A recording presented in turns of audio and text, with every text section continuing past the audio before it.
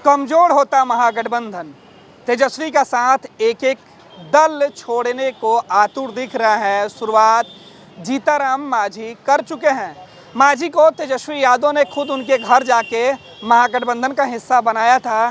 तेजस्वी यादव ने भरोसा जताया था कि जीतनराम मांझी के महागठबंधन में शामिल होने से महागठबंधन को बल मिलेगा और दलित समाज में महागठबंधन की पकड़ मजबूत होगी। लेकिन 2019 के चुनाव में तमाम दलीलें बस दलीलें ही बन के रह गई, क्योंकि महागठबंधन की ज़्यादातर सीटें लोकसभा चुनाव में आरजेडी, तेजस्वी सहित सभी दलों ने हार गए।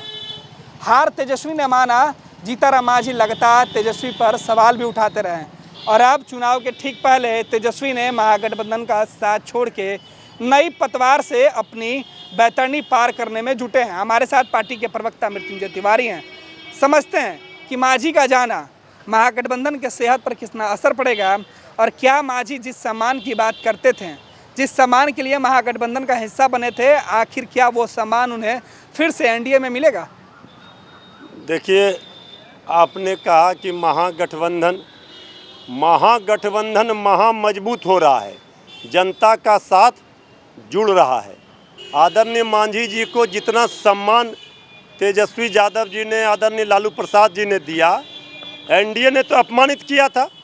वहाँ से आए थे, उनके पुत्र को विधान परिषद में भेजा गया, उनको 3 सीट लोकसभा में दिया और लोकसभा के चुनाव में तो उनके हाथ में पतवार थी, नाव ही डुबा दिया। मांझी जी अब वहाँ जाएंगे, पछताएंगे, ये बात भी तय है।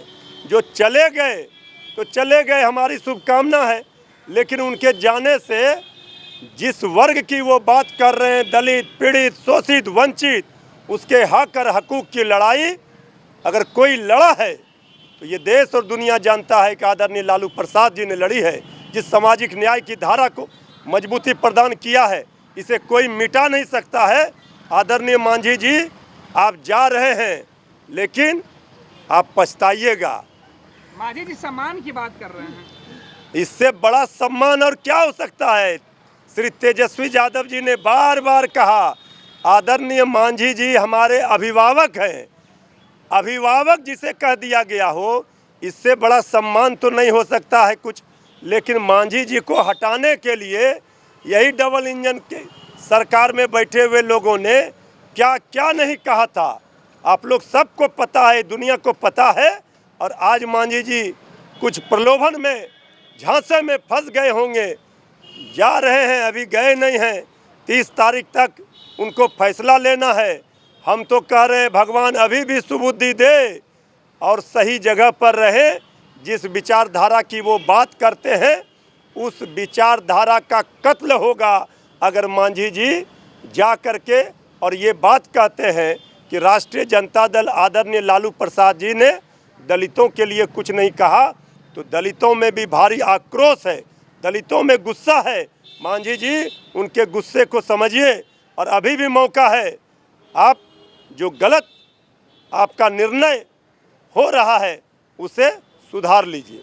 एक बार फिर से नीतीश कुमार के खेमे की तरफ दिख रहे हैं मांझी। जहाँ जाएंगे, नीतीश ने तो ठोकर मार के निकाल भाई, उनको जो अपमानित किया था आदरणीय नीतीश कुमार जी ने, किस तरह से अपमानित हुए थे सब जानता है दुनिया। इसके बावजूद आप फिर उधर उधर कर रहे हैं, तो अब ज़्यादा भी इधर उधर करने से जनता अस्थिर कर देती है। अगर कोई स्थिर होकर कहीं नहीं रहता है, जहाँ जा रहे हैं वहाँ स्थिर से रहें, चाहे जहाँ भी जाएं। लेकिन मांझी जी जा रहे हैं, मांझी जी के नाव पर जितने दलित, वंचित, शोषित बैठे हैं, वो सब तेजस्वी यादव जी की ओर आ रहे हैं।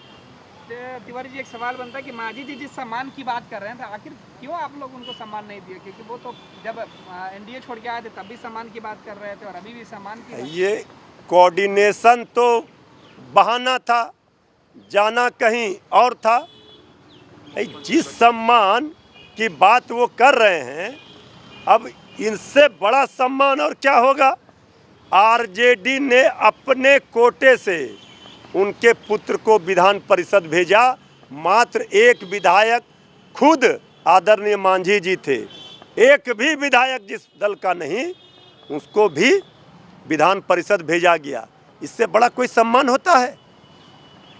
आरजेडी की अपनी दलीलें हैं, अपने दावे हैं, और मांझी को उचित सम्मान देने की जो बातें कही जाती है वो भी एक अलग तरीके से है।